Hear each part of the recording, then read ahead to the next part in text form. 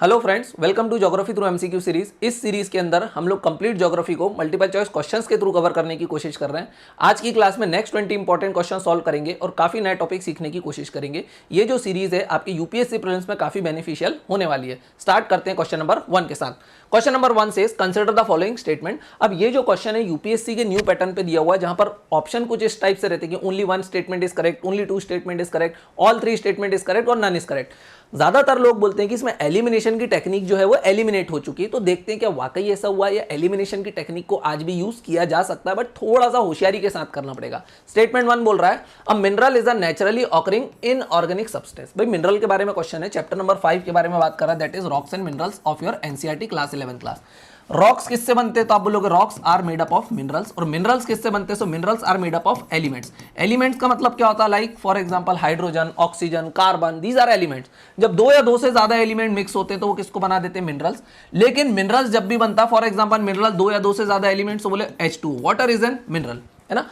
लेकिन मिनरल का एक डेफिनेट केमिकल कंपोजिशन होता है, लेकिन जब ये मिनरल ऐसे प्रोपोर्शन में मिलते हैं जिसका कोई डेफिनेट केमिकल कंपोजिशन नहीं होता, तब हम उस मिनरल्स को क्या बोलना शुरू कर देते हैं? Rocks. So rocks are made up of minerals, minerals are made up of elements. Minerals जो है यूजुअली दो या दो से ज्यादा एलिमेंट से बनते हैं, लेकिन ऐसा नहीं है। Minerals can also be formed in their pure form. वो अपने प्योर फॉर्म में भी कई बार मिलते हैं, लाइक गोल्ड, है ना, सिल्वर, ओके, कॉपर। तो ये चीज आपको ध्यान रखना है कि मिनरल्स यूजुअली दो या दो से ज्यादा एलिमेंट से बनते हैं, लेकिन वो अपने प्योर स्टेट में भी मिल सकते हैं, like gold, silver and copper. Statement 1 बोल रहा है mineral is a naturally occurring inorganic substance. बात बिल्कुल सही है। इनऑर्गेनिक का मतलब क्या? They are derived from the non living things. तो बात बिल्कुल सही है, ये नेचुरली ऑकरिंग होते हैं और इनऑर्गेनिक इन ओरिजिन होते हैं। तो स्टेटमेंट 1 इज करेक्ट। अब जैसे ही स्टेटमेंट 1 करेक्ट हुआ, अब देखते हैं एलिमिनेशन टेक्निक वर्क कर रही है कि नहीं। How many of the statement given above is are correct. बोल रहा है कितने स्टेटमेंट करेक्ट हैं। तो यहां पर लिखा नन स्टेटमेंट इज करेक्ट, तो डी तो एलिमिनेट हो गया, क्योंकि एक स्टेटमेंट तो एटलीस्ट करेक्ट होने ही वाला है, तो यहां पर डी एलिमिनेट हो गया। तो देखो एलिमिनेशन टेक्निक वर्क कर रही है, बट थोड़ी सी डिफिकल्ट हो गई है। स्टेटमेंट 2 बोल रहा है minerals can not be formed from a single element. भाई ये स्टेटमेंट इनकरेक्ट है। क्यों इनकरेक्ट है? क्योंकि हम लोगों ने अभी देखा some minerals can be found in their pure state, pure form, like gold, silver, copper, platinum. तो ये सब क्या है? अपने प्योर स्टेट में ही मिलते हैं। तो ये वाला स्टेटमेंट गलत हो गया। अब जैसे ही 2 मेरा गलत हुआ, तो मुझे ये समझ में आ गया कि ऑल 3 तो करेक्ट नहीं हो सकता, क्योंकि एक स्टेटमेंट गलत हो गया। तो यहां पर सी भी मेरा एलिमिनेट हो गया। तो एलिमिनेशन की टेक्निक वर्क कर रही है। थर्ड स्टेटमेंट देखते हैं, the basic source of all mineral is hot magma in the interior of earth. बात बिल्कुल करेक्ट है, ये वाला स्टेटमेंट सही है। सारे के सारे मिनरल्स आए कहां से? तो आप बोलोगे अर्थ इनिशियली एक आग का गोला थी। अगर अर्थ आग का गोला थी मतलब पूरी अर्थ के ऊपर वॉल्केनिक एक्टिविटी चल रही थी, मैग्मा था। धीरे धीरे वो मैग्मा क्या हो गया? कूल डाउन हो गया, जिसके कारण इग्नियस रॉक बने। फिर वही रॉक्स वेदर होते गए, उनसे ही मिनरल्स बने, उनसे ही एलिमेंट बने। तो लेकिन बेसिक सोर्स की बात करूं तो मैग्मा ही तो था जिससे इग्नियस रॉक्स बने, मैग्मा ही तो था जिससे सारे मिनरल्स बने, मैग्मा ही तो ठंडा हुआ जिसके कारण हमारा क्रस्ट बना। तो स्टेटमेंट 3 भी मेरा करेक्ट है। तो 1 and 3 is correct, means only 2 statement is correct. तो answer is B. So B is the correct answer of question number 1। Easy question था, यहां पर मैंने दिया भी हुआ, आप सारी चीजें देख सकते हैं। इनऑर्गेनिक इन ओरिजिन का मतलब क्या होता है?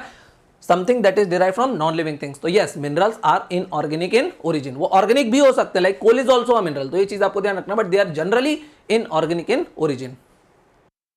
नेक्स्ट क्वेश्चन की तरफ चलते हैं, question number 2। Half earth crust is composed of. आधे से ज्यादा अर्थ क्रस्ट किससे बना हुआ है? कुछ मिनरल्स के नाम दिए हो। मिनरल्स मतलब दो या दो से ज्यादा एलिमेंट से बनते हैं। तो अगेन आपको यहाँ पर एनसीईआरटी को रिवाइज करना पड़ेगा। अगर आप देखोगे कि जो हमारी अर्थ की क्रस्ट है, तो our earth crust is made up of different different group of minerals. वो किससे बनी हुई है? ग्रुप ऑफ मिनरल्स से बनी हुई है। उन ग्रुप ऑफ मिनरल्स में भी कुछ इंपॉर्टेंट ग्रुप्स हैं, like we have silicate group of minerals, like we have carbonate group of minerals, we have oxides, we have halides and some native metals like gold, silver, copper. तो we have some native metals, native minerals. अब इसमें भी ये तो group of minerals हैं जिससे हमारा crust बना हुआ है। These are important group of minerals. इसके अलावा भी बहुत सारे, लेकिन इन ग्रुप ऑफ मिनरल में भी सबसे ज्यादा इंपॉर्टेंट कौन सा? That is silicate mineral. Why? Because more than 80% of the crust is made up of silicate group of mineral. अब इस silicate group of minerals में भी कुछ group of minerals हैं। group of minerals है मतलब इसके अंदर कुछ minerals हैं, तो वो कौन कौन से हैं? तो आप बोलोगे Q, F, O, M, B, A, P, O।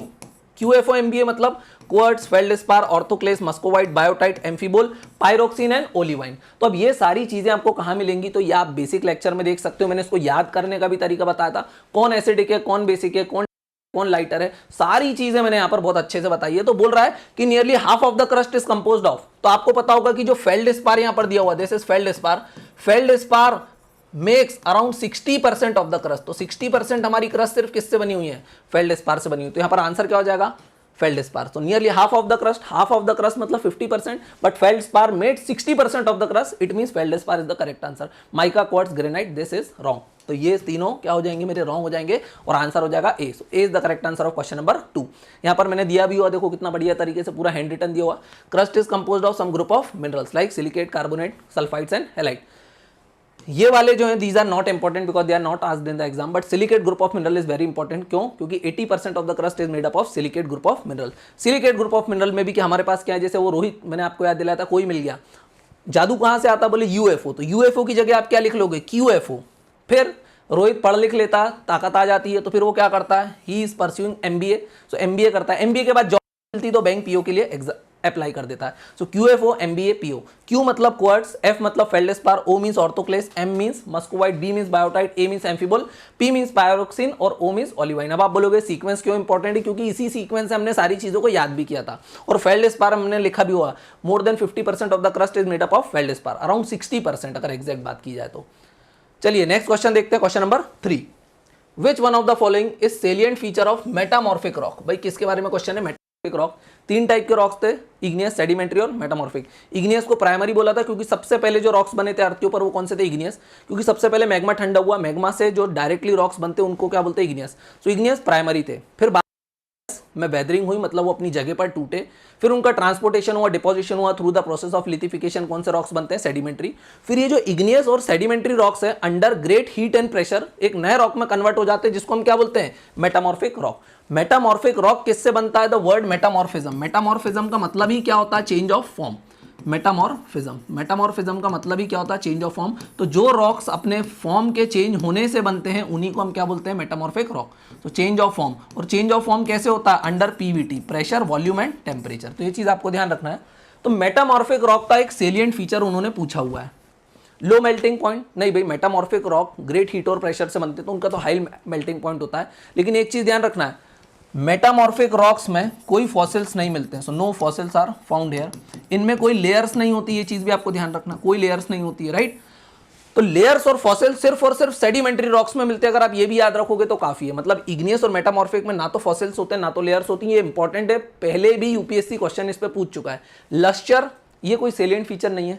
Crystalline, crystalline तो भाई इग्नियस रॉक्स होते हैं, उसमें छोटे छोटे क्रिस्टल होते हैं। Foliation, yes this is the salient feature. अब ये फोलिएशन और लीनिएशन क्या होते हैं, जब किसी भी रॉक पर बहुत ज्यादा प्रेशर पड़ता है या बहुत ज्यादा टेम्परेचर पड़ता है तो अंदर के जो मिनरल्स रहते हैं वो अपनी डेंसिटी के अकॉर्डिंग रीअरेंज हो जाते हैं। फॉर एग्जाम्पल कोई भी, इसमें बहुत सारे मिनरल्स होंगे, सो वो मिनरल्स जब अपनी डेंसिटी के अकॉर्डिंग क्या हो गए, रीअरेंज। तो आप लगता है कि शायद इसमें डिफरेंट डिफरेंट कलर है, क्योंकि अलग अलग मिनरल के अलग अलग कलर है, लेकिन कलर नहीं होते क्योंकि ये वाले रॉक्स हैं, इनके अंदर लेयर्स नहीं होती हैं, तो ये एक दूसरे से चिपके हुए लगता है हमको कि शायद ये अलग अलग लेयर्स हैं। तो फोलिएशन, लीनिएशन, देखो ये फोलिएटेड रॉक, आपको ऐसा लग रहा होगा कि शायद this rock is having different different layer, but no, minerals rearrange हो गए और इसी को हम क्या बोलते हैं, फोलिएशन। फोलिएशन या फिर लीनिएशन, दोनों नाम से जानते हैं। और नॉन फोलिएटेड रॉक, ये भी मेटामॉर्फिक रॉक है, लेकिन इसमें मिनरल्स की लेयर रीअरेंज नहीं हुई है। तो ये चीज आपको ध्यान रखना है। सो यहाँ पर मैंने दिया हुआ मेटामॉर्फिक रॉक के बारे में, they are formed under PVT, pressure, volume and temperature. अगर प्रेशर डोमिनेट करता है, देखो तीनों प्रोसेस साथ लगती है, लेकिन हो सकता है प्रेशर कई जगह ज्यादा लग रहा हो, कई जगह टेम्परेचर ज्यादा लग रहा होगा। अगर प्रेशर डोमिनेट कर रहा है तो हम उसको क्या बोलेंगे, we will call it dynamic metamorphism. अगर टेम्परेचर डोमिनेट कर रहा है तो हम उसको बोलेंगे कॉन्टैक्ट मेटामॉर्फिज्म। और अगर दोनों डोमिनेट कर रहे हैं, pressure as well as temperature, तब हम उसको बोलेंगे we will call it regional metamorphism. Metamorphic rocks foliation या लीनिएशन हो सकता है लाइक दिस वन, और वो नॉन फोलिएटेड भी हो सकते हैं like this one. Okay, easy question था। चलिए नेक्स्ट क्वेश्चन की तरफ चलते हैं, question number 4। Question number 4 says weathering of rocks and deposit help in. Rocks की वेदरिंग, वेदरिंग का मतलब क्या होता है भाई, मैंने आपको पहले ही बताया था जियोमॉर्फिक प्रोसेसेस में कि वेदरिंग का मतलब होता है on site disintegration. On site disintegration मतलब उसकी जगह पर टूट जाना, ऑन साइट, या फिर इसको एक और नाम से जानते हैं इन सीटू। भाई कोई भी रॉक है, ये for example this was a rock.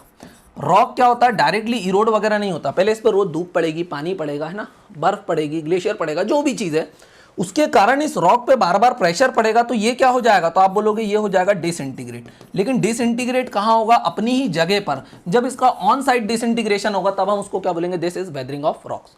अगर रॉक्स की वेदरिंग होती है तो वो वेदरिंग किस में हेल्प करती है, तो वही पूछ रहा है। स्टेटमेंट 1 बोल रहा है enrichment and concentration of ores. बात बिल्कुल सही है भाई, अपन लोग मिनरल्स कहां से एक्सट्रैक्ट करते हैं, तो आप बोलोगे ओर से एक्सट्रैक्ट करते हैं। एलिमेंट्स कहां से एक्सट्रैक्ट करते हैं, आप बोलोगे ओर से।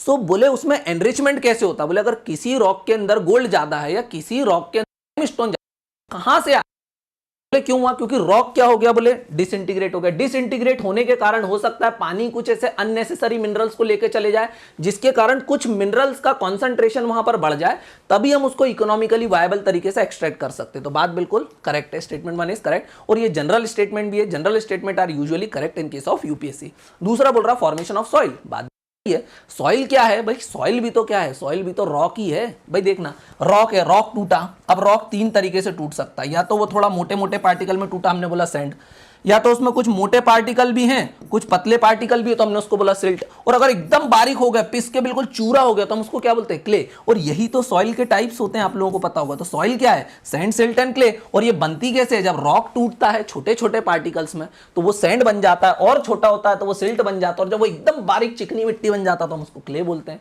तो ये मैंने आपको सॉइल भी बता दिया। तो फॉर्मेशन ऑफ सॉइल कब होती है, when rock is weathered. Weathered का मतलब होता है उसका ऑन साइड डिसइंटीग्रेशन होता है। स्टेटमेंट पूछ रहा है which of the above is are correct, both of them is correct, so answer is C. So C is the correct answer of question number 4। यहां पर मैंने उसके बारे में एक्सप्लेनेशन दे रखा है, आप लोग इसको रीड कर सकते हैं। चलिए नेक्स्ट क्वेश्चन देखते हैं, question number 5। Minerals on earth mainly come from. Minerals कहां से आते हैं, मैंने अभी थोड़ी देर पहले बताया था, basic source of all the mineral is hot magma. Hot magma solidify हुआ, उसी से रॉक्स बने और उसी से सारे मिनरल्स वगैरह फॉर्म होते हैं। तो स्टेटमेंट ही बोल रहा है मैग्मा, हाँ मैग्मा से मिलते हैं हमको मिनरल। दूसरा बोल रहा है फॉसिल, क्या फॉसिल से भी मिनरल मिलते हैं, yes coal is an mineral, और कोल हम फॉसिल्स, तो ये वाला भी आ जाएगा, क्योंकि बोल रहा है मेनली कम्स फ्रॉम। मेनली कहां से आते हैं, सबसे ज्यादा तो मैग्मा से आते हैं, लेकिन फॉसिल से भी अच्छे खासे मिनरल्स आते हैं। मीटियोराइट्स, अरे ये तो बाहर से आते हैं, कभी कभी आते हैं, और ये जरूरी नहीं है अर्थ में एंटर कर पाए, ये तो बर्न हो जाते हैं, और इनकी डस्ट कहां जाती है किसी को पता ही नहीं चलता। तो इससे कोई ऐसे मिनरल्स वगैरह नहीं बनते। So this is incorrect. D बोल रहा है बोथ ए एंड बी, तो yes A and B, this is correct. तो इसलिए बोलते हैं क्वेश्चन को पूरा पढ़ो ताकि आपको सारी चीजें क्लियर हो जाए। अगर आप डायरेक्टली पढ़ते से ए को मार्क कर देते तो शायद क्वेश्चन आपका इनकरेक्ट हो जाता है। क्यों, क्योंकि यहाँ पर बी भी करेक्ट है, और डी बोल रहा both A and B are correct. तो बिल्कुल इस क्वेश्चन का आंसर हो जाएगा डी। नेक्स्ट क्वेश्चन देखते हैं, question number 6। Again UPSC pattern पे आ गया, जो 2022 ऑनवर्ड्स उसने पूछना स्टार्ट किया है। 2023 में बहुत सारे क्वेश्चन इसी टाइप के पैटर्न पे थे। तो देखते हैं अगेन एलिमिनेशन की टेक्निक एलिमिनेट तो नहीं हुई है, वो मैंने आपको पहले क्वेश्चन में बता दिया कि एलिमिनेशन की टेक्निक एलिमिनेट नहीं हुई है, बस उसको प्रॉपर तरीके से आपको इंप्लीमेंट करने की जरूरत है। Question number 6 is consider the following statement. A बोल रहा है द एब्सोल्यूट, स्टेटमेंट 1 बोल रहा है the absolute age of rock can be obtained from radiometric dating. बात बिल्कुल सही है। इग्नियस रॉक को हम प्राइमरी रॉक्स बोलते हैं because they are formed directly from the solidification of lava. Lava जैसे ही सॉलिडिफाई होता है वो इग्नियस रॉक बनाता है, इसलिए उसको प्राइमरी रॉक भी बोलते हैं। ना उसमें फॉसिल होती है ना उसमें लेयर होती है, आप लोगों को पता है। वो फिर 2 तरीके के हो सकते हैं, इंट्रूसिव और एक्सट्रूसिव। इंट्रूसिव मतलब अगर क्रस्ट के अंदर है, एक्सट्रूसिव पे आ गए। फिर इंट्रूसिव में भी अगर शैलो डेप्थ पे तो हाइपरबेसल बोलते हैं, डीपर डेप्थ पे तो बोलते हैं plutonic. Granite is an example of shallow igneous rock, shallow intrusive igneous rock, जिसको हाइपरबेसल भी बोला जा सकता है। तो बोल रहा है कि इग्नियस रॉक की एज कैसे पता चलेगी, रेडियोमेट्रिक से पता चलेगी। बात बिल्कुल सही है, आपको पता रेडियोमेट्रिक टेक्निक है जिससे किसी भी चीज की एज पता करी जाती है। तो statement 1 is correct. Statement 1 correct है, इसका मतलब देखो एक स्टेटमेंट करेक्ट हो गया। How many of the statement given above is are correct, बोले कितने स्टेटमेंट करेक्ट हैं। डी बोल रहा है एक भी करेक्ट, मेरा एलिमिनेट हो गया। तो देखो एलिमिनेशन की टेक्निक वर्क कर रही है, और एक स्टेटमेंट तो करेक्ट है ही है मेरा, ये मुझे पता चला। दूसरा देखो metamorphism occurs when consolidated rock undergo recrystallization within the original rock due to heat and pressure. भाई अभी मैंने बताया था मेटामॉर्फिक रॉक्स कैसे बनते हैं, because of the metamorphism, because of the change of form under pressure, volume and temperature. तो heat मतलब टेम्परेचर की बात कर रहा है और प्रेशर मतलब प्रेशर की बात कर रहा है। तो बिल्कुल उसका जब किसी भी रॉक का रिक्रिस्टलाइजेशन हो जाता है, उसका फॉर्म चेंज हो जाता है, तो वो मेटामॉर्फिक रॉक बन जाता है। और मेटामॉर्फिक रॉक में ना ही लेयर होती ना ही फॉसिल होती, ये चीज आपको ध्यान रखना है। सो स्टेटमेंट 2 भी मेरा करेक्ट है। तो यहां पर मुझे एक और चीज पता चलेगी, ए एलिमिनेट हो गया, क्योंकि ओनली 1 इज करेक्ट नहीं है, क्योंकि 2 स्टेटमेंट मेरे करेक्ट हो चुके हैं। तो देखो एलिमिनेशन की टेक्निक अभी भी वर्क कर रही है। थर्ड स्टेटमेंट देखो, much of the earth continental crust is composed of sedimentary rocks. अब ये स्टेटमेंट यूपीएससी का प्रीवियस ईयर क्वेश्चन का स्टेटमेंट है। बहुत सारे लोगों को यहाँ पर कंफ्यूजन तो बता देता हूं। सबसे पहले तो बताता हूं ये स्टेटमेंट जो है वो इनकरेक्ट है। क्यों इनकरेक्ट है? देखो बोल रहा है much of the earth continental crust, ये पूरे क्रस्ट की बात कर रहा है भाई। देखना for example this is crust, ये क्या है बोले मेरा क्रस्ट है, राइट। क्रस्ट के नीचे क्या रहता है? तो आप लोग बोलोगे क्रस्ट के नीचे रहता है मेंटल, है ना। अब ये बोल रहा है कि जो पूरा मच ऑफ द क्रस्ट है, तो मैं क्रस्ट को ऐसे बना देता हूं, ये मेरा क्या है फॉर एग्जांपल क्रस्ट है, क्रस्ट के ऊपर मेरा सरफेस है। तो देखो सरफेस के ऊपर तो सबसे ज्यादा सेडिमेंट्री रॉक्स होते हैं, ये बात बिल्कुल सही है, क्योंकि पहले इग्नियस रॉक्स हुआ करते थे, लेकिन इग्नियस रॉक वेदर हो गए तो अब सरफेस पे सबसे ज्यादा सेडिमेंट्री रॉक्स मिलते हैं। लेकिन अगर मैं पूरे क्रस्ट की बात करता हूं तो ओवरऑल पूरे क्रस्ट में सबसे ज्यादा कौन से रॉक्स हैं? सो इग्नियस रॉक्स हैं प्लस मेटामॉर्फिक रॉक्स हैं, और अराउंड 90 to 95% यही वाले रॉक्स मिलते हैं। तो सेडिमेंट्री रॉक्स तो सिर्फ सरफेस पे डोमिनेट करते हैं, लेकिन अगर मैं क्रस्ट एज अ होल की बात करता हूं तो सबसे ज्यादा कौन से रॉक्स हैं? तो आप बोलोगे igneous rock and metamorphic rock that made around 95% of the crust। और ये बोल रहा है कॉन्टिनेंटल क्रस्ट, राइट। तो कॉन्टिनेंटल क्रस्ट हो या ओशनिक क्रस्ट हो, oceanic crust is mainly made up of igneous rock, जिसको हम क्या बोलते हैं? Basalt, right. तो much of the earth continental crust is compose of sedimentary rocks, this is incorrect. हाँ, लेकिन अगर ये बोलता much of the continental crust surface is made up of sedimentary rock, तब ये स्टेटमेंट करेक्ट हो जाता। तो यहां पर only 2 statement are correct, so answer हो जाएगा B. So B is the correct answer of question number 6। Easy question था, इसमें किसी को कोई डाउट नहीं होना चाहिए। अब फ्रेंड्स नेक्स्ट क्वेश्चन पे चलने के पहले आप लोगों को बैच की इन्फॉर्मेशन देना। अगर आप लोग भी यूपीएससी और एमपीपीएससी की प्रिपरेशन करना चाहते हैं, that to at most affordable price of ₹4,500 only, तो आप हमारा ये एप्लीकेशन डाउनलोड कर सकते हैं परसिवरेंस आईएएस का प्ले स्टोर से। और अगर आप एप्पल यूजर हैं तो आप मुझे कॉन्टैक्ट कर सकते हैं। यहाँ पर मेरा नंबर दिया हुआ 9113912223, जिसमें आपको प्री प्लस मेंस की कंप्लीट इंटीग्रेटेड प्रिपरेशन कराई जाएगी, जिसकी वैलिडिटी होने वाली है 1 ईयर। अगर वीडियो पसंद आया तो चैनल को सब्सक्राइब करना है, वीडियो को लाइक करना है। अगर आप चैनल को सब्सक्राइब नहीं करोगे तो हो सकता है मेरे आने वाले वीडियो आपको यूट्यूब दिखाए ही ना, इसलिए आपको चैनल को सब्सक्राइब करके रखेंगे, और पसंद आता कर सकते हो, राइट। चलिए नेक्स्ट क्वेश्चन देखते हैं, number 7। The 2 main constituents of granite. भाई ग्रेनाइट किससे बना हुआ है? तो भाई आपको सबसे पहले तो ध्यान रखना है कि इग्नियस रॉक, इग्नियस रॉक्स कैसे बनते हैं? तो मैंने आपको पहले भी बता दिया, igneous rocks are form directly from the solidification of lava. Lava से बनते हैं, फायर से बनते हैं, इसलिए उसको इग्नियस बोलते हैं। इग्नियस का मतलब ही होता है फायर, फायर से बनते हैं, आग से बनते हैं, लावा से बनते हैं। अब इग्नियस रॉक्स बने हैं लावा से, तो लावा सरफेस पे आया होगा। For example this is crust, ये क्या है मेरा? This is crust, okay. ये है मेरा क्रस्ट। क्रस्ट के नीचे क्या रहता है? तो आप बोलोगे मेंटल, और मेंटल में ही क्या रहता है? तो आपका रहता है मैग्मा। यही मैग्मा सरफेस के ऊपर आता है। तो जरूरी है क्या कि ये मैग्मा सरफेस के ऊपर आ गया? फॉर एग्जांपल ये ऊपर आके अगर इसने कोई रॉक बना दिया, तो इस रॉक को तो हम क्या बोलेंगे? लेयर्स नहीं होती है इसमें। मान लो ये ऊपर आके सॉलिडिफाई हो गया, तो ये भी इग्नियस रॉक है, क्योंकि लावा से बना है, लेकिन ये सरफेस के ऊपर आ गया, इसलिए हमको इसको क्या बोलेंगे? We will call it extrusive igneous rock. इसको हम क्या बोलेंगे? Extrusive igneous rock. लेकिन हो सकता है ये मैग्मा सरफेस के ऊपर ना आए और सरफेस के अंदर ही ये कहीं पर सॉलिडिफाई हो जाए। अगर ये अंदर ही कहीं पर सॉलिडिफाई हो गया, फॉर एग्जांपल ये मैग्मा आया और ये यहीं पर सॉलिडिफाई हो गया, ये यहीं पर सॉलिडिफाई हो गया, या ये हो सकता है ये यहां पर कहीं पर सॉलिडिफाई हो जाए। तो अब ध्यान से अगर आप लोग देखोगे तो इग्नियस रॉक तो बना, ये भी सॉलिडिफाई होने के बाद बनेगा तो इग्नियस रॉक, लेकिन ये इंटीरियर में ही सॉलिडिफाई हो गया, बिकॉज दिस इज इंटीरियर। ये क्या है? इंटीरियर है। तो अगर इंटीरियर में सॉलिडिफाई हो गया तो हम उसको एक्सट्रूसिव रॉक नहीं बोलेंगे, हम उसको बोलेंगे इंट्रूसिव इग्नियस रॉक। है तो इग्नियस रॉक, लेकिन कौन सा? तो आप बोलोगे this time it is intrusive igneous rock. अब इंट्रूसिव में भी 2 हैं, ये शैलो डेप्थ पे, सरफेस से काफी पास है, तो शैलो डेप्थ पे तो बोलेंगे हाइपा बेसल। क्या बोलेंगे इसको हम? Hypabyssal. और अगर डीपर डेप्थ पे तो हम उसको क्या बोलेंगे? We will call it plutonic. क्या बोलेंगे? प्लूटोनिक। तो देखा जाए तो हैं तो सारे इग्नियस रॉक, चाहे प्लूटोनिक हो, चाहे हाइपा बेसल हो, चाहे एक्सट्रूसिव हो, हैं तो सारे इग्नियस रॉक, लेकिन अलग अलग उसके पैटर्न है। अब उसमें भी इसने क्वेश्चन किसके ऊपर पूछा? ग्रेनाइट के बारे में। तो ग्रेनाइट कहां बनता है? शैलो डेप्थ पे। So granite is here. So granite is an example of hypabyssal. It is also an igneous rock. क्यों? क्योंकि ये इंट्रूसिव इग्नियस रॉक है, इंटीरियर में बना है, और हाइपा बेसल है, शैलो डेप्थ में। इसलिए ग्रेनाइट महंगा भी होता है, क्योंकि जमीन खोद के निकालना पड़ता है उसको, काफी कड़क होता है, ठोस होता है। अब बोल रहा है मेन कॉन्स्टिट्यूएंट क्या है ग्रेनाइट का। अब ग्रेनाइट हम लोग कहां से एक्सट्रैक्ट करते हैं? तो आप बोलोगे सर कॉन्टिनेंटल क्रस्ट। भाई क्रस्ट भी 2 टाइप की होती है ना, एक को हम बोलते हैं कॉन्टिनेंटल क्रस्ट, एक को हम बोलते हैं ओशनिक क्रस्ट। ये आपने बेसिक में देखा होगा। तो ग्रेनाइट को हम कहां से निकालते हैं? Continental crust. और वो भी कहां से निकालते हैं? उसमें भी हाइपा बेसल है, राइट।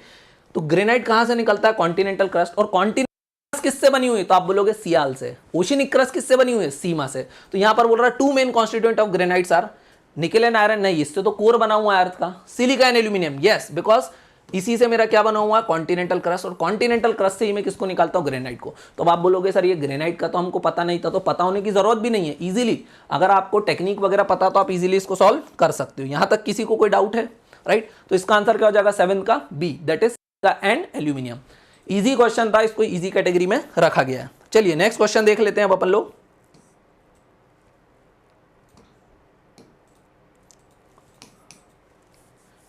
क्वेश्चन नंबर 8 क्या बोल रहा है, consider the following statement about the outer most layer of the atmosphere, exosphere. Layers of atmosphere के ऊपर क्वेश्चन आ गया। अब आप बोलोगे सर एटमॉस्फेयर क्या होता है, so atmosphere is a mixture of different different gases. क्या सिर्फ अर्थ के ऊपर एटमॉस्फेयर होता, तो आप बोलोगे नहीं, सन के ऊपर भी तो एटमॉस्फेयर है, बस उसकी गैसेस अर्थ की गैसेस से अलग है।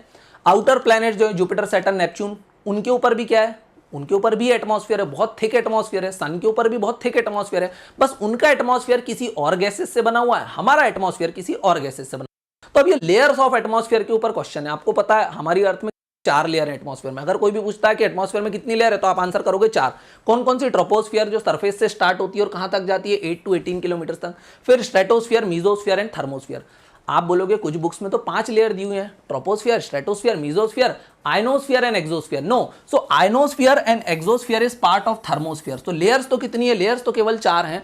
आयनोस्फियर और एक्सोस्फियर किसका पार्ट होते हैं, थर्मोस्फियर का पार्ट होते हैं। अब हमसे क्वेश्चन किसके बारे में पूछ रहा है, एक्सोस्फियर के बारे में, मतलब सबसे ऊपरी लेयर पूछ रहा है। और एक्सोस्फियर कहां है, हाइट पर है ना, 400 किलोमीटर के ऊपर आती है। चलो स्टेटमेंट 1 देख लेते हैं। In exosphere molecules and atom of atmospheric gases constantly collide. भाई एक्सोस्फियर में आपको पता है एक्सोस्फियर काफी ऊपर है, वहां पर एटमॉस्फेयर बहुत रेयर है, बहुत रेरिफाइड एटमॉस्फेयर है, वेरी वेरी थिन एटमॉस्फेयर है, क्योंकि ज्यादातर एटमॉस्फेयर तो अर्थ की ग्रेविटी ने अपने सरफेस के पास रखा हुआ है। तो एक्सोस्फियर जो इतनी ज्यादा हाइट पे, वहां पर एटमॉस्फेयर बहुत कम है, तो वहां पर गैस के पार्टिकल एक दूसरे के साथ कॉन्स्टेंटली कोलाइड कैसे कर सकते हैं, क्योंकि वहां पर तो बहुत रेयर एटमॉस्फेयर है, बहुत कम एटमॉस्फेयर है, और वो आउटर स्पेस के साथ मर्ज हो जाता है। So this statement is incorrect. तो 1 तो मेरा इनकरेक्ट हो गया। 1 जैसे ही इनकरेक्ट हुआ तो मुझे पता चला कि डी भी सही नहीं हो सकता है, क्योंकि डी तो बोल रहा none of the above is, sorry D नहीं, ऑल 3 करेक्ट नहीं हो सकता, क्योंकि मेरे एक स्टेटमेंट तो ऑलरेडी गलत हो चुका है। दूसरा बोलो, international space station orbit in the exosphere और बिलो इट। बात सही है, इंटरनेशनल स्पेस स्टेशन एक्सोस्फियर में ही करता है, exosphere is part of thermosphere, वो हम लोगों ने देख लिया। सो करेक्ट है, मतलब नन भी मेरा करेक्ट नहीं हो सकता, डी भी मेरा यहां पर एलिमिनेट हो गया, क्योंकि स्टेटमेंट तो डेफिनेटली करेक्ट हो चुका है अभी तक। थर्ड स्टेटमेंट बोल रहा, द रीजन डिस्प्लेज अ फेंट glow of ultraviolet radiation scattered bye hydrogen atom. बात बिल्कुल सही है, ये रीजन फेंट ग्लो लाइट को, जिसको ऑरोराज वगैरह बोलते हो, वो यहीं पर होता है। तो स्टेटमेंट 3 मेरा क्या हो जाएगा, करेक्ट हो जाएगा। तो मेरे 2 स्टेटमेंट करेक्ट है, 2 एंड 3, सो आंसर हो जाएगा B. So B is the correct answer of question number 8।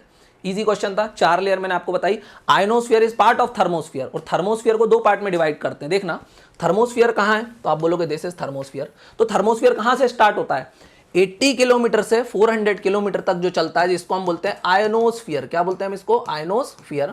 और आयनोस्फीयर के 400 किलोमीटर के ऊपर जो रहता है उसको हम बोलते हैं exosphere. So exosphere is also part of thermosphere. So exosphere के ऊपर क्वेश्चन था, मतलब इंटरनेशनल स्पेस स्टेशन कहां रहता है, 400 किलोमीटर के ऊपर रहता है। वहां पर एटमॉस्फेयर बहुत ही ज्यादा रेरिफाइड हो जाता है, और ये सारी लेयर्स आपने पढ़ी होंगी। यूपीएससी ने ऑलरेडी क्वेश्चन पूछा है, यूपीएससी क्वेश्चन पूछ चुका है, which of the above layer is the coldest. सबसे कोल्डेस्ट लेयर कौन सी, तो आप इस ग्राफ में देख सकते हो, एनसीईआरटी का ग्राफ है। सबसे ज्यादा ठंडा क्या है, बोले देखो ये -80 -90 पे जा रहा है। तो बोले सबसे कोल्डेस्ट लेयर कौन सी, तो बोले दैट इज मीजोस्फीयर। और ये मीजोस्फीयर ही लेयर है जहां पर सारे के सारे मीटियोर्स बर्न हो जाते हैं। मैंने यहां पर एक बढ़िया डायग्राम भी दिया हुआ है, नेक्स्ट क्वेश्चन में आएगा तो अपन देख लेंगे। चलिए question number 9, meteorites burn up in this layer on entering from the. अभी मैंने बताया मीटियोर्स कहां बर्न होते हैं, तो आप लोग आंसर कर दोगे mesosphere. Mesosphere is also the coldest layer of the atmosphere, और वहां पे -80 -90 तक टेम्परेचर चला जाता है। ये लेयर्स दी हुई हैं, तो ये मीजोस्फीयर। और मीजोस्फीयर में भी क्या है, देखो यहाँ पर this is the coldest layer. और यहाँ पर क्या चलता है, देखो हाइट बढ़ रही है तो टेम्परेचर कम हो रहा है, हाइट बढ़ रही है तो टेम्परेचर कम हो रहा है। उसको हम क्या बोलते हैं, we call it normal lapse rate. क्या बोलते हैं, नॉर्मल लैप्स रेट। ट्रोपोस्फियर जहां पर हम लोग रहते हैं, जहां पर सारे वेदर इवेंट्स होते हैं, देखो यहां पर भी हाइट बढ़ रही है तो टेम्परेचर घट रहा है, with increasing height temperature is decreasing. तो यहां पर भी क्या चलता, तो you will say normal lapse rate. Stratosphere में देखो हाइट बढ़ रही है तो टेम्परेचर बढ़ रहा है, बढ़ रही है तो टेम्परेचर बढ़ रहा है, मतलब उल्टा हो रहा है हम लोगों के यहां से, तो इसको बोलते हैं टेम्परेचर इन्वर्जन। यहां पर होता है टेम्परेचर इन्वर्जन, यहां पर भी हाइट बढ़ रही है तो टेम्परेचर बढ़ रहा है, तो हम क्या बोलेंगे टेम्परेचर इन्वर्जन। और ये कौन सी लेयर है, थर्मोस्फीयर। थर्मोस्फीयर में भी दो है, एक होता है 80 टू 400 किलोमीटर जिसको हम बोलते हैं आयनोस्फीयर, वहां पर आयंस होते हैं, कैटायंस और एनायंस जो रेडियो कम्युनिकेशन में हेल्प करते हैं। और थर्मोस्फीयर की जो 400 के ऊपर वाली लेयर है जिसको हम बोलते हैं एक्सोस्फीयर, जहां पर इंटरनेशनल स्पेस स्टेशन घूमता है। देखो थर्मोस्फीयर में ये ऑरोराज वगैरह हो रहा है, मैंने आपको बताया, फेंट glow light, right. Space craft मतलब इंटरनेशनल स्पेस स्टेशन भी यहीं पर है।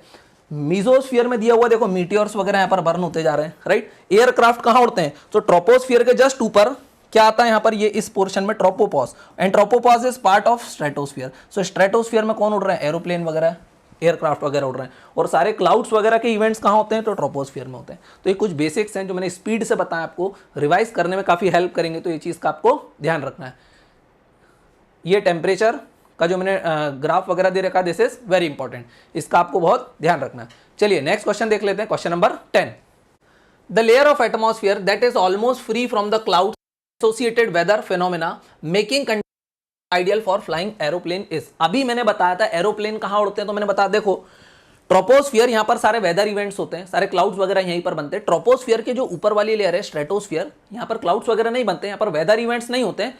और ये देखा जाए तो हमारे ट्रोपोस्फियर के काफी पास भी है, तो ये जो ट्रोपोपॉज है that is part of stratosphere. Tropopause मतलब ट्रोपोस्फियर खत्म होता है और स्ट्रेटोस्फियर स्टार्ट होता है, so tropopause that is part of stratosphere. यहां पर ज्यादातर एरोप्लेन उड़ते हैं क्योंकि सरफेस के बहुत ज्यादा दूर नहीं है और यहां पर वेदर इवेंट्स नहीं होते हैं, जिसके कारण मोस्ट आइडियल कंडीशन बनती है एरोप्लेन के उड़ने की। इसका मतलब एरोप्लेन कहां उड़ते हैं, बोले ट्रोपोपॉज में, and tropopause is part of stratosphere. तो ज्यादातर एरोप्लेन्स कहां उड़ते हैं, आइडियल कंडीशंस कहां उनके उड़ने की, तो पहला बोल रहा है लोअर ट्रोपोस्फियर, लोअर ट्रोपोस्फियर में सबसे ज्यादा वेदर इवेंट्स होते हैं। अपर ट्रोपोस्फियर यहां पर भी थोड़े बहुत होते हैं। Ionosphere 80 to 400 kilometre above the height है, बोले वो तो बहुत ऊपर हो गया, उतनी ऊपर एरोप्लेन जा नहीं पाएगा। स्ट्रेटोस्फियर, यस, क्योंकि ट्रोपोपॉज में एरोप्लेन उड़ते हैं और tropopause is part of stratosphere, so stratosphere is the correct answer. वो लेयर्स कहां तक रहती है, तो आपको ध्यान रखना है, यहाँ पर किलोमीटर्स दिए हुए हैं, हाँ दिए हुए हैं, अराउंड 10 टू 50 किलोमीटर्स रहती है, 10 टू 50 या फिर 20 टू 50, 15 टू 50। क्यों, क्योंकि ट्रोपोस्फियर जो है, ट्रोपोस्फियर की हाइट वेरी करती है, 8 टू 18 किलोमीटर्स रहती है ना। तो वो डिपेंड करता है कि स्ट्रेटोस्फियर कितना बड़ा होने वाला है। इजी था ये। और यहाँ पर डायग्राम अगेन दिया हुआ है, एरोप्लेन उड़ रहा है, कहाँ पे उड़ रहा है, स्ट्रेटोस्फियर में। स्ट्रेटोस्फियर मतलब ट्रोपोपॉज में। ये मैंने और कुछ डायग्राम दिए हुए हैं, आप लोग देख सकते हो कौन सी चीज़ कहाँ पर है, एल्टीट्यूड वगैरह सारी चीज़ें हैं। ईजी आपके रिवीजन के लिए, ये हैंड रिटन डायग्राम है, आप सब लोग चाहो तो अपनी कॉपी में बना सकते हो, that will be very beneficial for all of you. Question number 1 देख लेते हैं क्या बोल रहा है। Atmosphere is held around the earth due to, बोले अर्थ के पास जो एटमॉस्फेयर है वो उसके पास क्यों है। भाई अर्थ के पास एटमॉस्फेयर है तो वो क्यों रुका हुआ है अर्थ के पास, हम लोग क्यों रुके हुए हैं अर्थ के पास, हम अर्थ को छोड़ के क्यों नहीं जा रहे हैं, because of the gravitational pull of earth जो हमको बाहर नहीं जाने देती है। तो पहला बोल रहा है अर्थ मैग्नेटिक कोर, नहीं। कोरोना डिस्चार्ज फ्रॉम द सन, अरे कोरोना डिस्चार्ज मतलब वो सन के जो आसपास वाला एटमॉस्फेयर रहता है उसको बोलते हैं कोरोना, तो नहीं, ये तो नहीं हो सकता। Gravitational pull of the earth, yes, atmosphere is held around the earth because of the gravitational pull of the earth, ये बात बिल्कुल सही है। तो यहाँ पर क्या हो जाएगा, सी करेक्ट आंसर हो जाएगा। हम लोगों ने जब सोलर सिस्टम पढ़ा था तब हम लोगों ने देखा था कि इनर प्लैनेट्स के पास उनका इनिशियल एटमॉस्फेयर क्यों चला गया था, क्योंकि सन के पास थे। सोलर विंड्स ने क्या करा, चूंकि इनकी साइज बहुत कम होता है इनर प्लैनेट्स का, तो उनके पास ग्रेविटेशनल फोर्स इतना स्ट्रांग नहीं था, जिसके कारण वो अपना इनिशियल एटमॉस्फेयर होल्ड नहीं कर पाया और सोलर विंड्स ने इनिशियल एटमॉस्फेयर को ब्लो ऑफ कर दिया। फिर अर्थ के पास जो दोबारा एटमॉस्फेयर आया, ये इनिशियल एटमॉस्फेयर नहीं है, ये दोबारा आया है, तो ये चीज आपको ध्यान रखना। लेकिन जो आउटर प्लैनेट्स है साइज काफी बड़ा था, सन से काफी दूर थे, तो आज भी उनके पास उनका इनिशियल एटमॉस्फेयर है और उनका एटमॉस्फेयर काफी थिक है। भाई कहीं ना कहीं तो जुपिटर का कोर होगा ना, आज वो हमको दिखाई नहीं देता, बट कहीं ना कहीं तो होगा। सन का कहीं ना कहीं तो कोर होगा, वो आज हमको दिखाई नहीं देता, बात अलग है। क्यों, क्योंकि उनके पास काफी थिक एटमॉस्फेयर है और अर्थ के पास काफी थिन एटमॉस्फेयर है। तो इसका आंसर क्या हो जाएगा, एटमॉस्फेयर क्यों है अर्थ के पास, because of the gravitational pull of earth. तो this is the correct answer, that is C. Question number 12 देख लेते हैं। Which of the following statement about troposphere is not correct. देखना यहां पर कुछ 100 में से 2-3 क्वेश्चन आ जाते हैं, नॉट पूछ लेते हैं आपसे। विच of the above statement about troposphere, troposphere के बारे में क्वेश्चन है। ट्रोपोस्फियर मतलब आप लोगों को मैंने अभी थोड़ी देर पहले बताया था, ट्रोपोस्फियर कहां से स्टार्ट होती, तो आप लोग बोलोगे कि सर ये तो सरफेस से स्टार्ट हो जाती है, और कहां से जाती है, 0 टू 8 to 18 किलोमीटर। बोले 8 किलोमीटर कहाँ पर रहती है? पोल्स पे 8 किलोमीटर तक ही रहती है। इक्वेटर पे धूप ज़्यादा पड़ती तो ज़्यादा ऊपर तक चले जाता, तो बोले 18 किलोमीटर तक हाइट रहती है, मतलब 0 to 15 किलोमीटर अराउंड इसकी हाइट रहती है। ऑल वेदर इवेंट्स, सारे के सारे वेदर इवेंट्स कहाँ होते हैं? यहीं पर होते हैं। सारे क्लाउड्स यहीं बनते हैं, रेनफॉल यहीं होती है, हेल स्टॉर्म्स यहीं आते हैं, साइक्लोन्स वगैरह सारे वेदर इवेंट्स यहीं पर होते हैं ना। ये सरफेस से रहती है। यहाँ पर क्या चलता, तो आप लोग बोलोगे यहाँ पर नॉर्मल लैप्स रेट चलता है। नॉर्मल लैप्स रेट मतलब क्या होता है कि अगर हाइट बढ़ाते हो तो टेम्परेचर कम हो जाता है, जिसको हम क्या बोलते हैं? We call it normal lapse rate. और वो अभी हमने थोड़ी देर पहले समझा भी था। बोल रहा है नॉट करेक्ट, ये चीज आपको ध्यान रखना है। तो ए क्या बोल रहा है? Almost all weather phenomena like rainfall and hail storm occur in this layer. ये स्टेटमेंट तो करेक्ट है, तो ये आंसर नहीं होगा क्योंकि ये पूछ रहा है नॉट करेक्ट, तो ये वाला तो हमारा नहीं हो सकता, भले ये स्टेटमेंट करेक्ट है लेकिन ये बोल रहा है नॉट। दूसरा बोल रहा है it is most ideal atmospheric layer for flying aeroplanes. अरे भाई अभी हम लोगों ने देखा कि यहां पर तो वेदर इवेंट्स होते हैं, ट्रोपोस्फियर के ऊपर आता है tropopause, that is part of stratosphere, और वहां पर एरोप्लेन उड़ाए जाते हैं। तो एरोप्लेन को कहां पर उड़ाना है? हमको स्ट्रेटोस्फियर के अंदर उड़ाना है। तो ये स्टेटमेंट यहां पर इनकरेक्ट हो जाएगा और ये पूछना नॉट करेक्ट। तो हाँ, बी तो मेरा हो सकता है, लेकिन अभी देखो डी बोल रहा है बी एंड सी, तो एक बार सी को भी देख लो, तो बी तो होना चाहिए।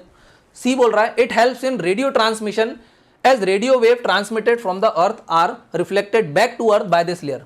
भाई रेडियो ट्रांसमिशन कहाँ होता है? तो आपने देखा होगा थर्मोस्फियर। थर्मोस्फियर में भी दो लेयर थी, जो हमारा थर्मोस्फियर था, थर्मोस्फियर में भी दो लेयर थी, है ना। थर्मोस्फियर स्टार्ट कहाँ से होता है? 80 किलोमीटर के बियॉन्ड होता। तो 80 किलोमीटर से लेके 400 किलोमीटर तक जो लेयर थी उसको हमने क्या बोला था? आयोनोस्फियर। एंड आयोनोस्फियर के अंदर क्या रहते हैं? आयंस रहते हैं, that helps in the radio transmission. और बियॉन्ड 400 किलोमीटर एक्सोस्फियर आ जाती है, and both are part of thermosphere. तो ये चीज आपको ध्यान रखना है। सो क्या ट्रोपोस्फियर रेडियो ट्रांसमिशन में हेल्प करती है? नहीं करती है, तो ये भी इनकरेक्ट है। तो both B and C are incorrect. तो डी वही तो बोल रहा है, both B and C are incorrect. So D is the correct answer. Easy था ये। तो D is the correct answer of question number, which one is this? 12। Troposphere के बारे में दिया हुआ है, 8 किलोमीटर इसकी हाइट है, पोल्स पे 18 किलोमीटर है, इक्वेटर के ऊपर, है ना। नॉर्मल लैप्स रेट चलता है, कन्वेक्शन हीटिंग, कन्वेक्शन मतलब वर्टिकल हीटिंग चलती है। It is a weather layer क्योंकि all weather phenomena occurs in this layer like turbulences, climatic disturbances, because most of the green house gases are here. Green house gases मतलब carbon dioxide and water vapour.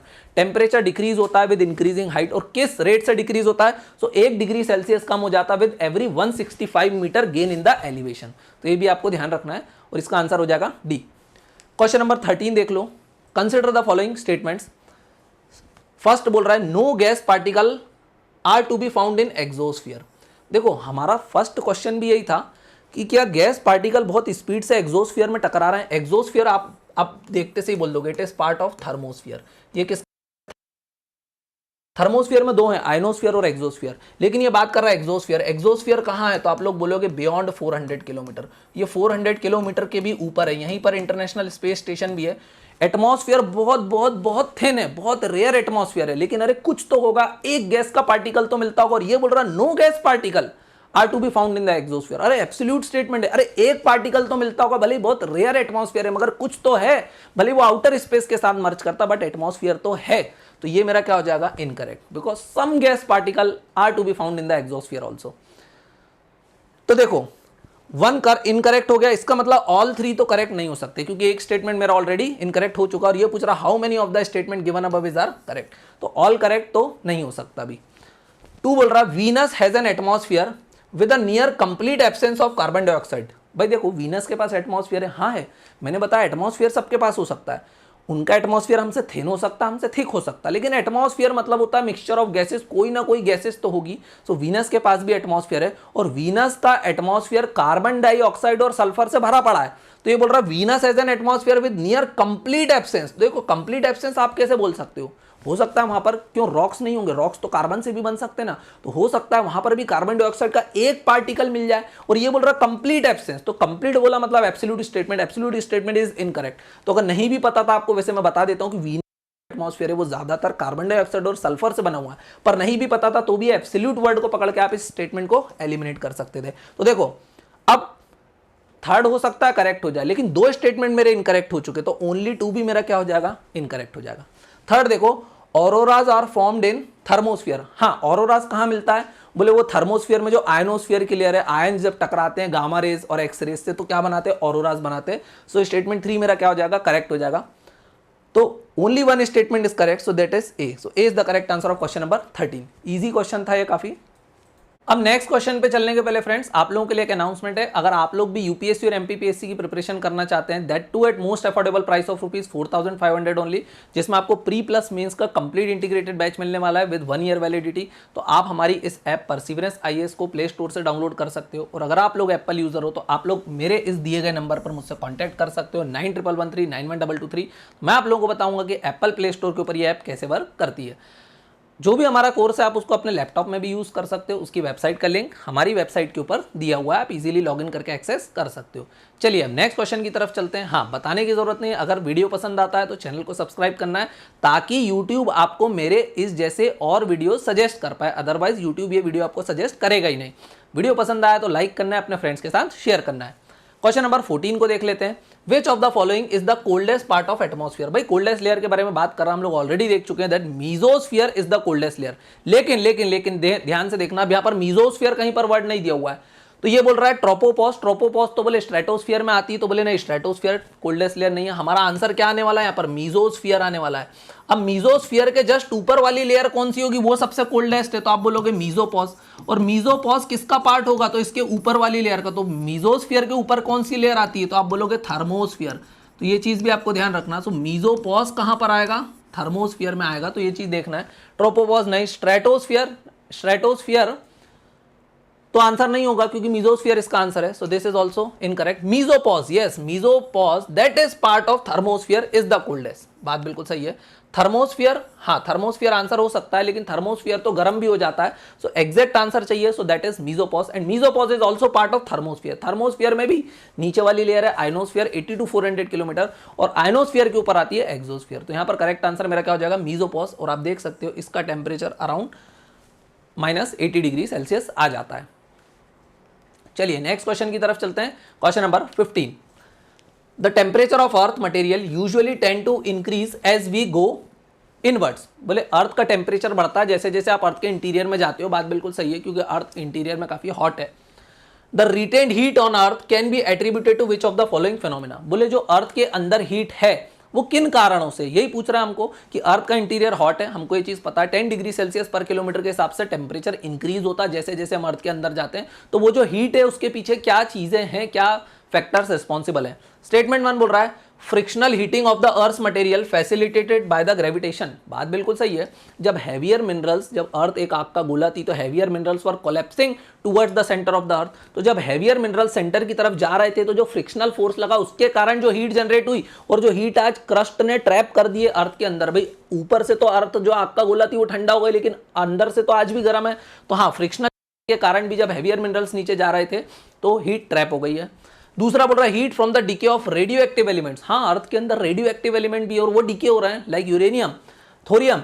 तो उसके कारण भी अर्थ में heat generate होते जा रही है जिसके कारण अर्थ का इंटीरियर काफी हॉट है. तो ये वाला स्टेटमेंट भी मेरा करेक्ट हो जाएगा. Which of the above is correct, both of them are correct. So correct answer is C. So C is the correct answer of question number 15. Easy question था. नेक्स्ट क्वेश्चन देखते हैं. Question number 16.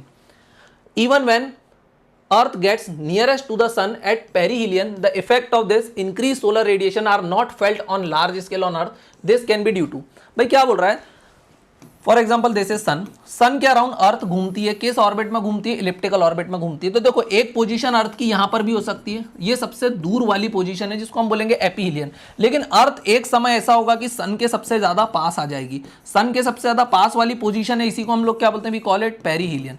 अब आप बोलोगे कि sir आपने अर्थ को सन के बराबर क्यों बना दिया. भाई मैंने अर्थ को सन के बराबर नहीं बनाया, आपको पढ़ाने के हिसाब से बनाया. Otherwise earth is very small as compare to सन.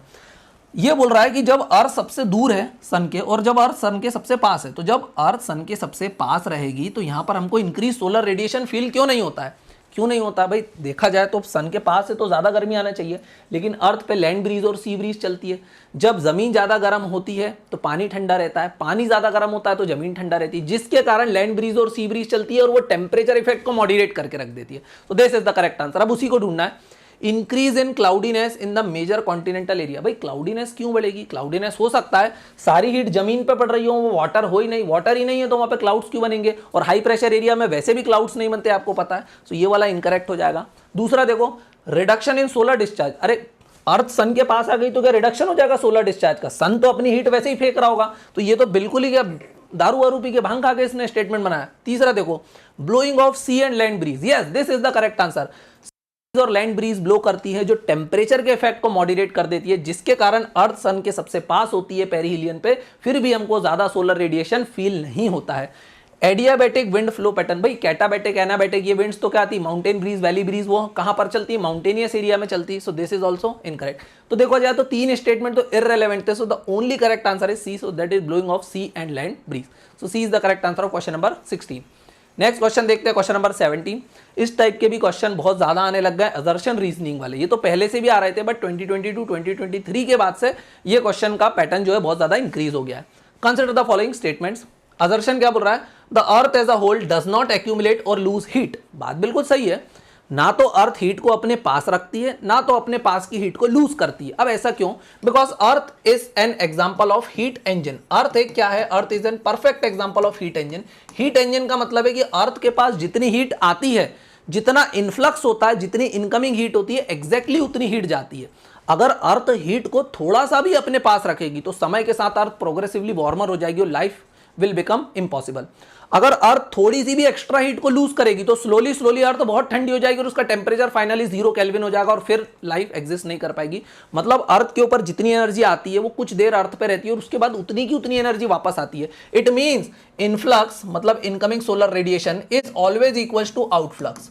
और ये जो बैलेंस बना हुआ है, this balance is very delicate. अगर एंथ्रोपोजेनिक फैक्टर ने इस बैलेंस को डिस्टर्ब कर दिया, मतलब इनफ्लक्स तो उतना हो ही रहा है लेकिन आउटफ्लक्स भी उतना होना चाहिए। लेकिन अगर आपने CO2 बढ़ा दी तो शायद अब आउटफ्लक्स कम होगा, कम गैसेस बाहर जाएंगी, तो फिर अर्थ धीरे धीरे गर्म होना शुरू हो जाएगी। तो ये चीज ध्यान रखना। So earth is the example of perfect heat engine. जितनी हीट आती है उतनी हीट जाती भी है, लेकिन कुछ समय के लिए हीट हमारे पास रहती है, कुछ काम होता है और फिर उतनी की उतनी हीट वापस चली जाती है। So earth as a whole does not accumulate और लूज हीट, बात बिल्कुल करेक्ट है। So assertion is correct. Reason भी देख लो पहले। The amount of heat received in the form of insolation equals the amount lost by earth through terrestrial radiation. बात बिल्कुल सही है, जितनी इनकमिंग हीट आई in the form of insolation उतनी हीट सरफेस से धीरे धीरे वापस गई टेरेस्ट्रियल रेडिएशन के फॉर्म में। तो बात बिल्कुल करेक्ट है। सो असर्शन करेक्ट है और रीजन उसको बराबर तरीके से एक्सप्लेन भी कर रहा है। So A is the correct answer, A is correct and R is appropriate explanation of A. क्या पूछ रहा था, in the context of the above which of these is correct. तो ये चीज आपको ध्यान रखना, करेक्ट पूछ रहा है कि इनकरेक्ट पूछ रहा है। यहाँ पर करेक्ट पूछ रहा है, तो A is the correct answer of question number 17। ये मैंने बता दिया। There are mechanism by which influx of energy is always equal to outflux of energy. Balance है यहाँ पर, because of which earth does not get progressively hotter और cooler. और यही मेरा क्वेश्चन था। हीट बजट मैंने आप लोगों को बता दिया और हीट बजट आप लोगों ने ऑलरेडी पढ़ा भी होगा।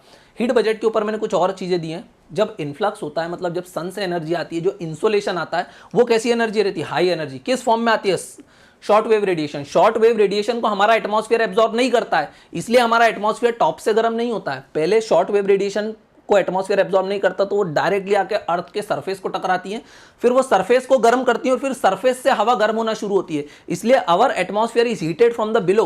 और जैसे जैसे हाइट बढ़ती है तो टेम्परेचर कम होता है, जिसको हम नॉर्मल लेफ्ट रेट बोलते हैं। और वो सारी चीजें आपने पढ़ी होंगी। जो सन से एनर्जी आती है वो हाई फ्रीक्वेंसी होती है। जब सन से एनर्जी आती है, सरफेस पे टकराती है, सरफेस को गर्म करती है, जहां से पूरा हमारा एटमॉस्फेयर वार्म होना शुरू होता है, तो वो जो सरफेस से एनर्जी निकली वो लो एनर्जी है। क्यों, क्योंकि सन से एनर्जी आई थी वो हाई एनर्जी थी। अब सरफेस वाली एनर्जी लो है क्योंकि वो इतना गर्म नहीं है। लॉन्ग वेव रेडिएशन रहती है क्योंकि सन से जो आती है वो शॉर्ट वेव रेडिएशन रहती है। अब जो हमारी अर्थ छोड़ती है उसको हम बोलते हैं री रेडिएशन। ये रेडिएशन नहीं आएगा, यहाँ पर आएगा री रेडिएशन। यहाँ पर क्या आएगा, री रेडिएशन। क्यों, क्योंकि सरफेस से निकल रही है। और सरफेस कहाँ से लाया था, वो हीट सन से लाया था, है ना। उसको कंडक्शन भी बोलते हैं, उसको कन्वेक्शन भी बोलते हैं। तो ये चीज आपको ध्यान रखना। Also have latent heat transfer. Latent heat मतलब छुपी हुई हीट भी रहती है वहां पर। यही सारी चीजें मैंने बताई। इनफ्लक्स मतलब for example 100 units of heat आ रही है, बोले कितनी हाइट पर, 800 किलोमीटर की हाइट पर 100 यूनिट्स आ रही है। सो उस 100 यूनिट्स में से क्या होता है, तो सन से तो 100 यूनिट हाइट 800 किलोमीटर हाइट, लेकिन उसमें से 35 यूनिट्स को तो डायरेक्टली क्लाउड्स ने रिफ्लेक्ट बैक कर दिया, मतलब सरफेस पहुंची नहीं। 15 यूनिट्स को किसने एब्जॉर्ब कर लिया, ozone gas at around 50 kilometre height. बाकी की जो बची 50 यूनिट्स अब वो हमारे सरफेस पर आई और अब सरफेस होगा। और जब सरफेस गर्म होगा तो सरफेस के आने में कांटेक्ट में आने वाली हवा गर्म होगी और धीरे धीरे एटमॉस्फेयर नीचे से गर्म होना शुरू हो जाएगा। तो ये चीज ध्यान रखना। तो इनफ्लक्स जो होता है वो शॉर्ट वेव रेडिएशन के फॉर्म में होता है। हाई एनर्जी रहती है क्योंकि डायरेक्टली सन से आती है। जो बॉडी जितनी ज्यादा गर्म वो उतनी ज्यादा शॉर्ट वेव रेडिएशन निकालती है और short wave travels very long distance, तो सन से अर्थ तक आ जाती है। फिर हमारी अर्थ का सरफेस गर्म होता तो अब सरफेस भी क्या करता, हीट रिलीज करता।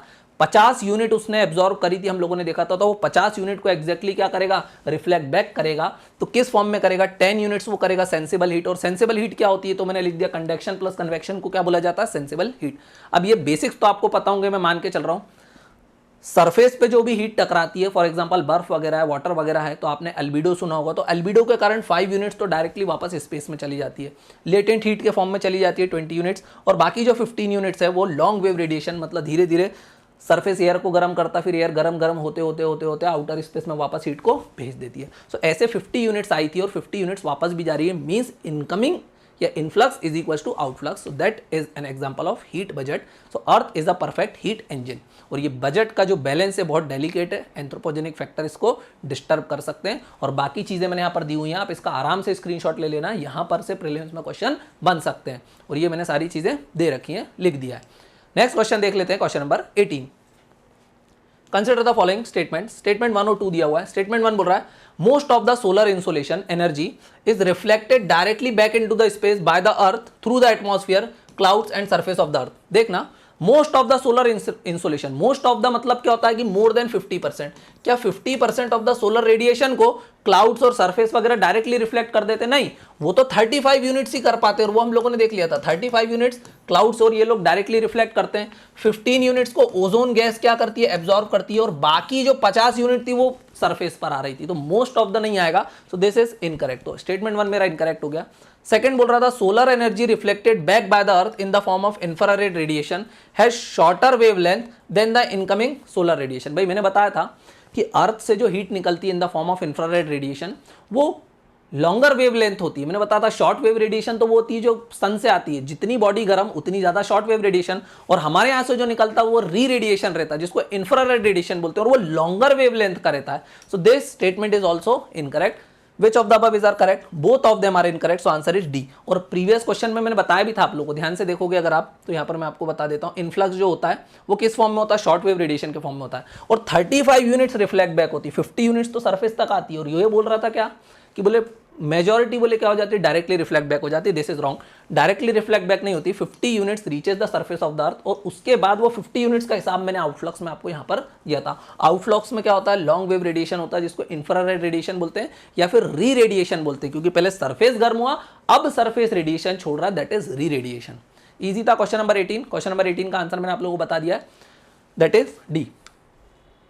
यहाँ पर फिर से मैंने वही चीजें दे रखी हैं, आप लोग आराम से इसका स्क्रीनशॉट ले सकते हैं। क्वेश्चन नंबर 19 देख लेते हैं। Consider the following statement. Statement 1 2 दिया हुआ है, उसके बाद पूछा which of the above is are correct. Statement 1 देख लो, the region north of tropic of cancer in India does not experiences vertical sun rays at any point of time in the year. बात बिल्कुल सही है, आप लोगों ने अर्थ के डायग्राम में ये बेसिक्स तो काफी पढ़े होंगे। दिस इज इक्वेटर, फिर ये क्या है बोले, this is Tropic of this is Tropic of Cancer, है ना। कहाँ रहता है ये, 23.5 डिग्रीज पर रहता है। नीचे क्या रहता है, तो आप लोग बोलोगे ट्रॉपिक ऑफ कैप्रिकॉन, कितने पर रहता है, 23.5 साउथ। तो बोले ये वाला जो बीच का पोर्शन है, दिस इज ट्रॉपिकल एरिया, और ट्रॉपिकल एरियाज में ही सनरेज डायरेक्टली या वर्टिकली फॉल करते हैं। इसके ऊपर मतलब ट्रॉपिक ऑफ कैंसर के ऊपर और ट्रॉपिक ऑफ कैप्रिकॉन के नीचे कभी भी सनरेज डायरेक्टली वर्टिकली फॉल नहीं करेंगे। तो ये भी यही बोल रहा है कि the region north of tropic of Cancer, तो इंडिया आधा कहाँ है, आधा नीचे है, आधा ऊपर है। तो बोले इंडिया जो ऊपर वाला पोर्शन है, यहाँ वाला जो पोर्शन है, इसमें कभी भी सनरेज वर्टिकली फॉल करेंगे नहीं करेंगे, और ये बात बिल्कुल सही है, यही स्टेटमेंट बताना चाह रहा है। दूसरा बोल रहा है the solar insolation received in the region of India south of tropic of Cancer is more than northern region. हाँ, साउथ में ज्यादा हीट पड़ती होगी क्योंकि सनरेज डायरेक्टली आते हैं, तो नदर्न इंडिया से ज्यादा हीट कहां पड़ती है, साउथ में पड़ती है, ट्रॉपिक ऑफ कैंसर के साउथ में पड़ती है। तो ये स्टेटमेंट भी करेक्ट है। Which of the above is are correct, both of them are correct, so correct answer is C. So C is the correct answer of question number 19। काफी easy question था, explanation की ज्यादा जरूरत नहीं पड़ेगी। Last question देख लेते हैं आज का, question number 20। The temperature of a terrestrial region can be moderated by. Temperature जो टेरेस्ट्रियल रीजन रहता है उसका कौन मॉडरेट कर देता है, ocean currents due to land sea breeze. बात बिल्कुल सही है, अगर कहीं कोई भी जगह ओशन के पास होती है, जैसे फॉर एग्जांपल गोवा, मुंबई, चेन्नई, यहाँ पर ना बहुत ज्यादा ठंड पड़ती है ना बहुत ज्यादा गर्मी पड़ती है, because their temperature is moderated by the oceanic water. और हो सकता है ओशन करंट, अगर बहुत ज्यादा धूप पड़ रही है लेकिन ओशन करंट में कोल्ड वाटर है, तो वो एरिया भी कैसा हो जाएगा, ठंडा हो जाएगा। तो वहां का टेम्परेचर मॉडरेट कर देगा कौन, ओशनिक करंट। दूसरा बोल रहा है trade wind due to exchange of air masses. हाँ, एयर मासेस के कारण, एयर मास मतलब क्या होता है, वही वर्टिकल एयर कॉलम होता है जो मूव करता है, जिसके कारण एक्स्ट्रा ट्रॉपिकल साइक्लोन बन जाते हैं। Tropical temperate area, air masses के कॉन्सेप्ट्स पढ़े होंगे आपने, फ्रंट्स वगैरह पढ़े होंगे। सो ट्रेड विंड्स के कारण भी, क्योंकि वहां पर एक्सचेंज होता है एयर मासेस का, जिसके कारण टेम्परेचर मॉडरेट हो जाता है। तो स्टेटमेंट 2 भी मेरा करेक्ट है। Which of the above is are correct? Both of them are correct. So correct answer is C. So C is the correct answer of question number 20। ये सारे क्वेश्चन सॉल्व करने के लिए जाहिर सी बात है कि आपके बेसिक्स क्लियर होना चाहिए। अगर बेसिक्स क्लियर नहीं है तो माइट भी पॉसिबल आपको ये सारे टॉपिक्स यहाँ पर समझ में ना भी आए।